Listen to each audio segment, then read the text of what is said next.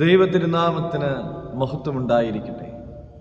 ഏവർക്കും ഹെർമിറ്റ്സ് ടോക്സിലേക്ക് സ്വാഗതം. ഇത് ഹെർമിറ്റ്സ് ടോക്സിൻ്റെ 851 ദിവസം. ഇന്ന് ദുഃഖശനിയാഴ്ച. ദുഃഖവെള്ളിയാഴ്ചയുടെയും ഈസ്റ്ററിൻ്റെയും മധ്യേയുള്ള കുറേ നിമിഷങ്ങൾ. യേശു ഖബറിലാണ്.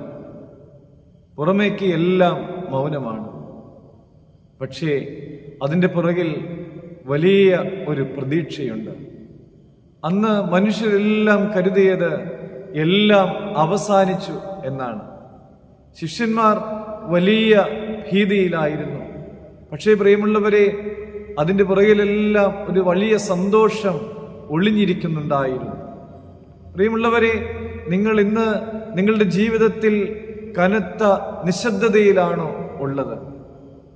ദൈവം നിന്നിൽ നിന്ന് അകന്നുപോയി എന്നുള്ള ഒരു തോന്നലിലൂടെയാണോ നിന്റെ ജീവിതം ഇപ്പോൾ ആയിരിക്കുന്നത്?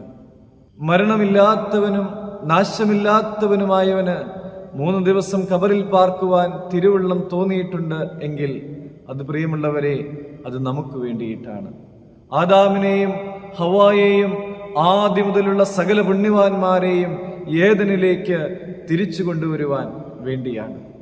പരിശുദ്ധനായവൻ, അങ്ങേയറ്റം വിശ്വസ്തനായവൻ നമുക്ക് വിശ്വസിക്കാവുന്നതിലും കാണാവുന്നതിലും അപ്പുറമായി നമുക്ക് വേണ്ടി പ്രവർത്തിക്കുന്നുണ്ട്.